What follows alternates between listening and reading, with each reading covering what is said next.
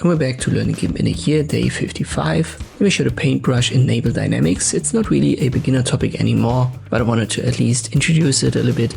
Let me create an empty layer for the brush and this our default brush, but under enable dynamics, we have more options. And the most important here is this little icon, left click on it and you get the presets. And there are a couple of interesting ones stored. For example, here this confetti, generic pen, and you can in principle adjust all of these via the fade options and the color options. It's more something for digital drawing. Again, it's not really for beginners, so I don't want to waste too much time on it. Maybe I'll make a more in-depth video about it when we still have time in this playlist. But once more, that's not usually something that you need, especially when you're just starting out using Gimp. There are much more important things that we need to address when it comes to the paintbrush, and we're going to do that starting in the next video. But I didn't want to just omit and leave that out. So here are enable dynamics, and if you want to try it out, just stick to the presets for now. And if you have more questions and it's such a hot topic, let me know in the comments below. Once again, if I still have time in this playlist, I'm going to make a more in-depth video about it. Still, I hope this introduction was helpful. Thank you for watching, and I'll see you next time.